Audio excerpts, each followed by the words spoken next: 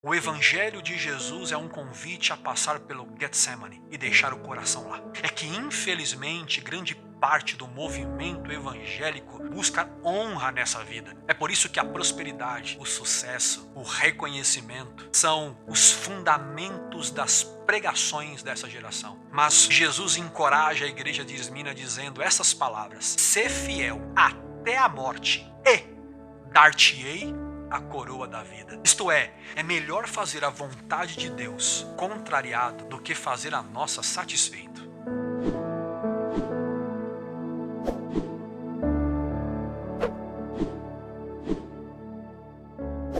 Essa narrativa, ela registra dois acontecimentos importantes. A consumação da traição de Judas, e nós falamos sobre isto na semana passada, e também a agonia de Jesus antes da morte. Tanto que o Getsemane ficou conhecido também na tradição judaico-cristã como o lugar da agonia. O Getsemane era um jardim situado próximo, ou situado no Monte das Oliveiras, melhor dizendo. E o significado de Getsemane é prensa de olivas ou prensa de azeite. Por que levava esse nome? Esse nome, Getsemane, além neste jardim ter belas oliveiras, também era um lugar onde se tinha muitas prensas de oliva para a fabricação de um líquido que era o segundo líquido mais precioso para os judeus daquela época, que era o azeite de oliva. Segundo o evangelista Lucas, por exemplo, no capítulo 22, verso 39, o Getsemane era um lugar onde Jesus costumava frequentar com seus discípulos. Provavelmente, Jesus ia com eles para lá para orar, para meditar, para conversar. Então, porque esse jardim, ele era muito propício para isso devido à sua tranquilidade, por que não dizer, também pela sua beleza, um lugar muito aconchegante para trocar ideia, bater papo. E Jesus costumava ir com os discípulos. Mas agora, esta visita de Jesus ao Getsemane não é como era costumeiro. Ou seja, essa visita não é como as outras. Porque diferente das outras visitas, desta vez, Jesus está profundamente triste. E nós não estamos aqui falando de uma mera tristeza ou de uma tristeza qualquer.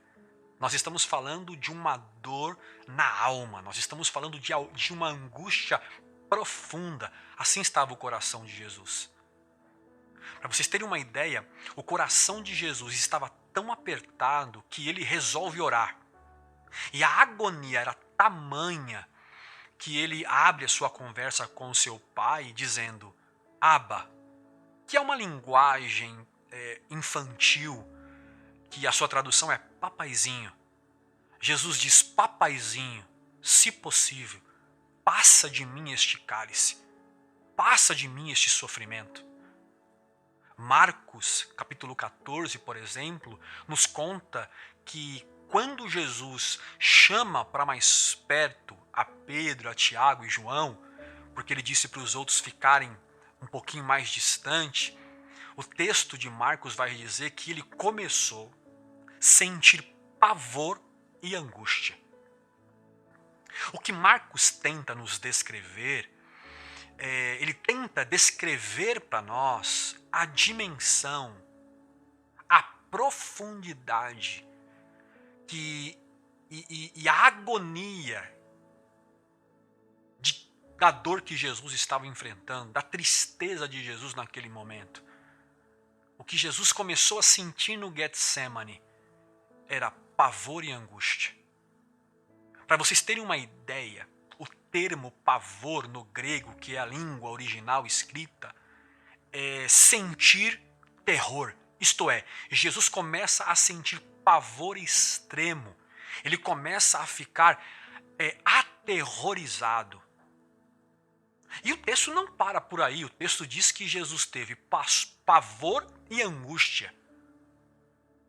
O termo angústia aqui no texto de Marcos é a mais forte expressão grega para descrever a depressão. Então, numa linguagem mais original, Jesus estava aterrorizado e profundamente deprimido. E note que interessante, Jesus escolhe ir para o Getsemane, o lugar da prensa, exatamente como estava o seu coração naquele momento, prensado pela dor.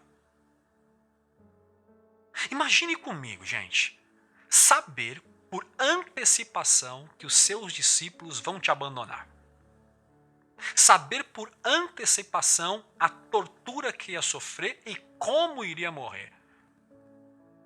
Isto nos ajuda a entender um pouco do porquê Jesus está tomado de pavor extremo. Porque Jesus está aterrorizado. O que é interessante é que este registro não é apenas uma percepção do escritor, mas também uma declaração do próprio Jesus. Vocês lembram quando ele chama Pedro, Tiago e João? Ele diz assim, ó, a minha alma está profundamente triste até a morte. Que declaração forte. Vocês conseguem imaginar o tamanho do sofrimento do nosso Mestre Jesus ali no Getsemane? Agora, pensando em tudo isso, o que essa narrativa nos ensina? O que essa literatura tão extraordinária, de um registro de um sofrimento profundo de Jesus, quer nos ensinar? Claro, gente, que existem inúmeras lições nesse texto, mas eu quero compartilhar com vocês, esta noite, apenas duas que este texto tão sofrido nos ensina. O primeiro é que o Getsemane ensina que na dor precisamos de amigos, mas que nem todo amigo sentirá a nossa dor. Marcos 14:32 diz que os discípulos vão com ele, acompanha Jesus no Getsemane, para o Getsemane após a ceia. E que ele chama para perto Pedro, Tiago e João, como a gente já disse aqui. O convite de Jesus não é para que os discípulos sofram com ele ou por ele. Não, o convite de Jesus é para que eles fiquem lá apenas sentados, acompanhando ele, ou seja, junto dele no sofrimento. Jesus sabe que ele tem a companhia do Pai, mas ele queria ter gente, queria ter amigos por perto. Sabe por quê? Porque gente também precisa de gente.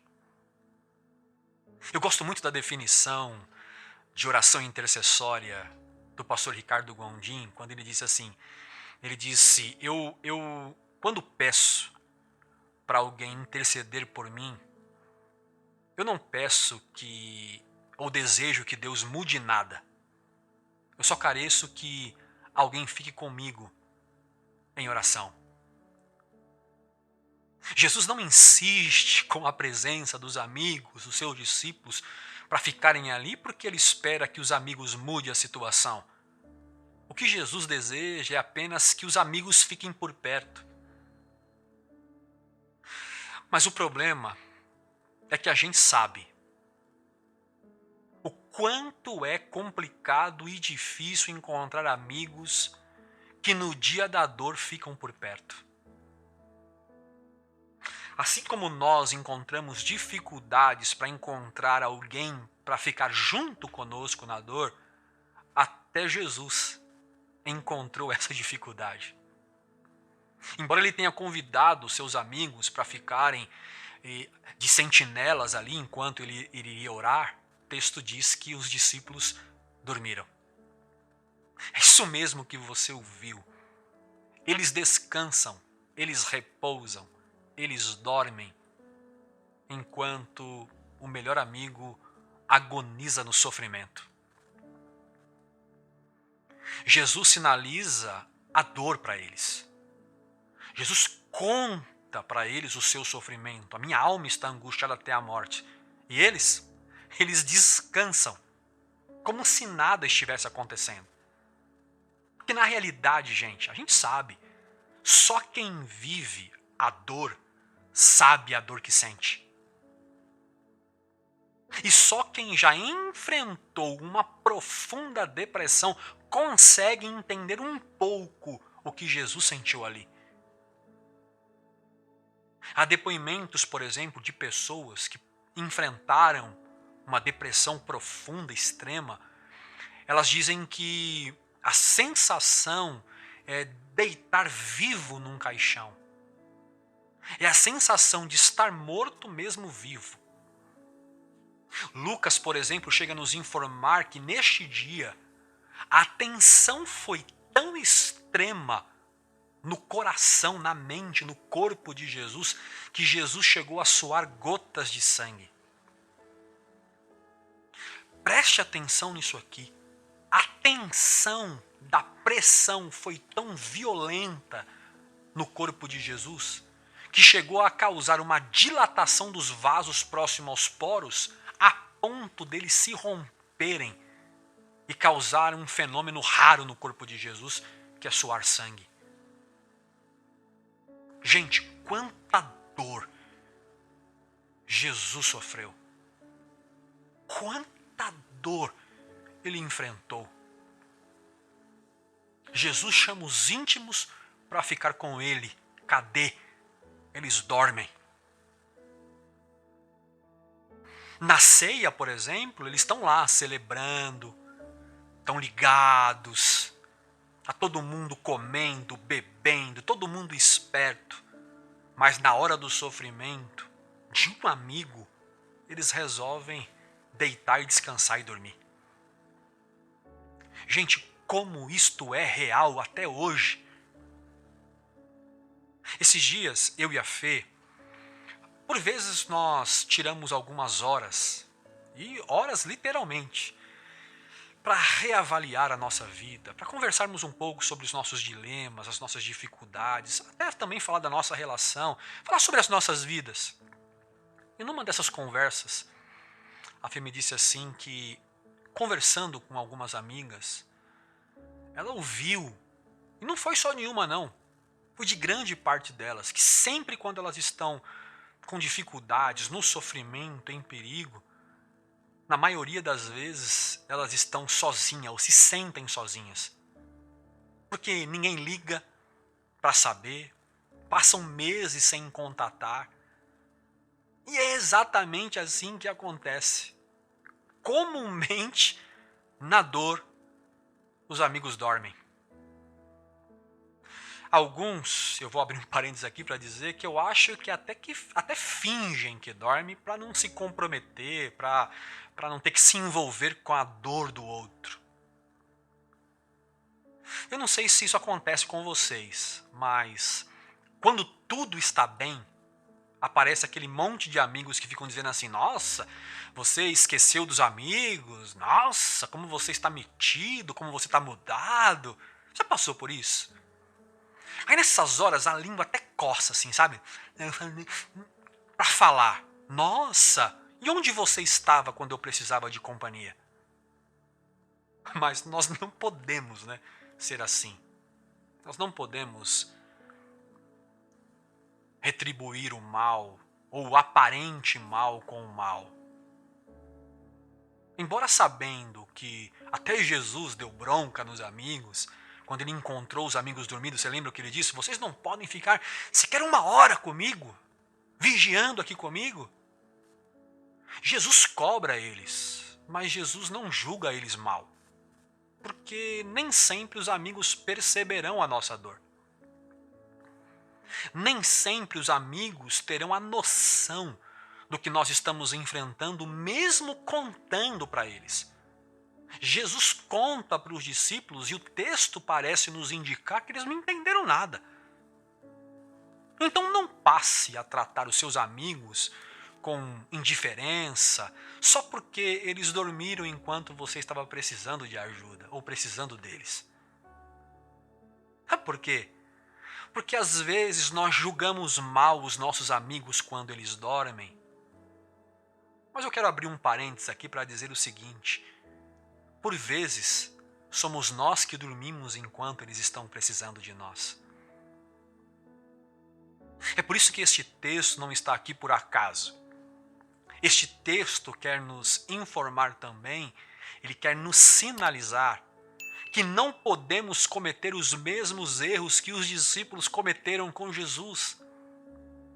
Não podemos dormir, e o dormir aqui no texto é não se preocupar. É ser indiferente enquanto alguém que amamos não está bem. Então, filhos, eu tenho uma palavra de Deus para vocês. Se vocês perceberem que a mãe de vocês não está bem, dê colo a ela. Você que é patrão, se perceber que o seu colaborador está triste, pergunte como ele está, se preocupe. Vocês entendem o que o Evangelho causa em nós? O Evangelho provoca, produz em nós empatia para com a dor do outro. Se a dor do seu próximo não te afeta de alguma forma, alguma coisa está errada na sua espiritualidade. A Escritura chama isso de compaixão, que é sofrer com o outro, é sentir a dor do outro, é ter empatia. Não julgue ser frescura o que ele está sentindo. Tem gente que até diz assim, não é para tudo isso. Não minimize a dor do outro, mas seja companheiro. Era exatamente isso que Jesus esperava dos seus discípulos. Companheirismo. Eu nunca me esqueço da frase que o meu amigo Zé Bruno, vocalista da banda Resgate, pastor da igreja Casa da Rocha, ele me disse, numa das nossas conversas em tempos de pandemia, uma frase que eu guardei para mim, é uma frase pastoral. Ele disse assim: Elter, eu não posso impedir que você sofra, mas eu posso impedir que você sofra sozinho. Eu não posso impedir que você sofra, mas eu posso impedir que você sofra sozinho. Era disso que o Getsemane estava nos ensinando, e está nos ensinando e continuará nos ensinando. Que às vezes nós vamos ter que ter coragem para ser companheiro de gente que sofre no caminho. Mas o Getsemane também nos ensina, com o sono dos amigos, de que terá vezes que nós vamos ter que enfrentar com ânimo a dor, a luta, a adversidade, sozinhos. E descobrir que mesmo sozinho, você consegue. Sim, às vezes vai faltar o amigo, às vezes vai faltar um companheiro. Mas o Getsemane ensina que, mesmo que os discípulos estavam dormindo, Jesus ali sozinho encontrou forças para enfrentar o sofrimento. Em segundo lugar, o Getsemane nos ensina que a vontade de Deus sempre será prioridade, mesmo que contrarie a nossa vontade. Marcos, no capítulo 14, os versos 36 a seguir, Jesus começa pedindo para Deus que poupasse ele daquela hora terrível. Nós já falamos aqui. E esta oração, pedindo para que Deus, o Pai, lhe poupasse, lhe passasse o cálice, não era fake news. Jesus tem uma conversa sincera com o seu Pai. É uma conversa sem hipocrisia. Jesus sentia aquilo mesmo. Mas ao mesmo tempo, ele sabe que a vida não se resume à nossa vontade. Por isso que ele termina dizendo, Pai, ele começa, Pai, se possível, passa de mim este cálice. Aí ele termina, todavia, porém, não seja como eu quero, mas como tu queres. Eu sempre digo, quando eu posso falar sobre isso, é melhor fazer a vontade de Deus contrariado do que fazer a nossa satisfeito. A maior luta de Jesus no Getsemane não é a luta com a dor, nem com o sofrimento e nem com o sono dos amigos. A maior luta de Jesus no Getsemane é a renúncia da sua vontade. A luta de Jesus é entre o alívio e o enfrentamento, entre a sua vontade e a vontade do Pai.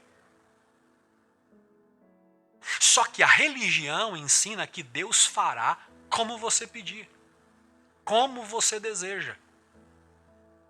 Por isso que existe a crença da confissão positiva, do declara com a sua boca, determina pela fé que você vai conseguir aquilo que você precisa, porque você determinando, Deus vai realizar aquilo que você determinou. Isso é conversa, isso não existe no Evangelho. Porque o Evangelho não é um convite para dizer para Deus o que eu quero. O Evangelho é um convite para aceitar o que Deus quer. O Evangelho não é, se possível, faça a minha vontade. O Evangelho é, todavia, seja feita, Pai, a tua vontade. Isso está em Mateus capítulo 6, quando Jesus ensina os seus discípulos a orar. Vocês lembram? Uma das frases, um dos princípios, porque a oração do Pai Nosso não é uma reza, é uma pedagogia. E Jesus ensina os seus discípulos a orar dizendo, seja feita a tua vontade, aqui na terra, como ela é perfeita no céu. Este foi o ensinamento de Jesus para os seus discípulos. É por isso que, para mim, a maior oração não é aquela que eu peço o que eu quero e Deus me dá. Pelo contrário, a maior oração de um discípulo é aquela que eu deixo de pedir o que eu quero para dizer, seja feita a tua vontade. Getsemane é o lugar da renúncia para viver o que Deus quer. O que Ele, por sua graça, nos determinou. Então, gente, entendam. E vocês precisam guardar o que eu vou dizer agora no coração de vocês. O Getsemane não é uma substituição. Isto é, Jesus não passou ali em meu lugar. Jesus não me privou do Getsemane. Pelo contrário, o Getsemane é o lugar onde o coração de todo discípulo de Jesus deve permanecer. Aí alguém pode dizer assim, que isso, pastor? Pois é.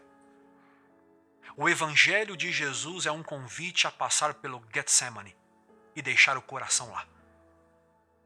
É que, infelizmente, grande parte do movimento evangélico no Brasil busca por uma coroa de exaltação, busca honra nessa vida. Getsemane não está nem na cogitação da fé de muitos que se autonominam evangélicos. É por isso que a prosperidade, o sucesso, o reconhecimento, as vitórias são os fundamentos das pregações dessa geração. Mas no Apocalipse, no capítulo 2, verso 10, Jesus manda dizer à igreja séria de Esmirna, igreja que estava em grande sofrimento. E Jesus encoraja a igreja de Esmirna dizendo essas palavras: sê fiel até a morte e dar-te-ei a coroa da vida. Jesus ensina aqui que a coroa de honra não é para agora, mas para o fim. Isto é, só pode receber coroa amanhã quem carrega uma cruz hoje, quem deixa o seu coração no Getsemane, o lugar da renúncia. Pelo amor de Deus, filhinhos amados de Jesus de Nazaré, não caiam no discurso religioso de que o Getsemane não é para você, de que a cruz não é para você, de que o sofrimento não pode fazer parte da sua fé em Jesus. Não caiam nisso. Rogo-vos, digo como Paulo hoje aqui, rogo-vos, irmãos, pelas misericórdias do Senhor, não caiam nesta crença popular. Fique com o Evangelho de Jesus. Sabe por quê? Quem tenta se poupar da morte, da cruz, do Getsemane, não vai poder experimentar a ressurreição. Porque só pode passar pelo processo da ressurreição com Cristo quem com Ele e por Ele morrer. Mantenha o seu coração no Getsemane, o lugar da prensa, o lugar da pressão. Sabe por quê? Porque é na prensa, gente, que o eu quero é amassado por Deus, para que do outro lado saia, que seja feita a tua vontade. Quem busca a Deus para que tenha os seus desejos atendidos, costumam dormir no Getsemane. Mas sabe o que é mais extraordinário nessa narrativa? É que mesmo no Getsemane, no lugar da prensa, Jesus recebe consolo do céu.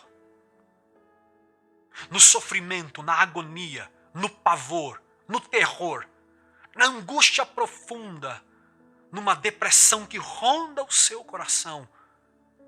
Segundo o Evangelho de Lucas, o evangelista vai nos dizer que enquanto Jesus orava, um anjo do céu confortava Jesus. Aleluias! Este é o Evangelho de Jesus. E isto que é viver a graça de Deus.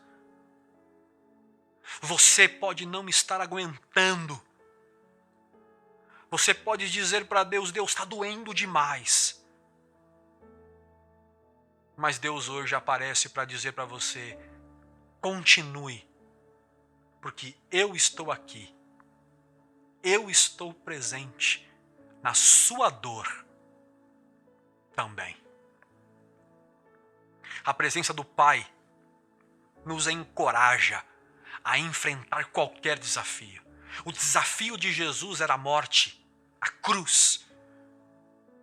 Humanamente, impossível alguém de pronto ânimo, de livre e espontânea vontade, desejar viver isso, ou passar por isso. Mas a companhia do Pai encorajou Jesus a cumprir o seu propósito e ir até o fim. Por isso ele disse, está consumado. Por isso que a sua companhia divina é a força que precisamos para dizer, não seja feito como eu quero, mas seja feito como tu queres. Este entendimento gera em nós descanso e alívio na dor. Qual é o entendimento, Helder? De saber que a vontade de Deus é a melhor opção para viver. Portanto, gente, eu termino as minhas palavras hoje com as palavras do apóstolo São Paulo aos Romanos, no capítulo 2, verso 2, quando ele disse, não se moldem ao padrão deste mundo, mas transformem-se pela renovação da vossa mente para que podeis, ou para que sejam capazes de experimentar a boa, agradável e perfeita vontade de Deus.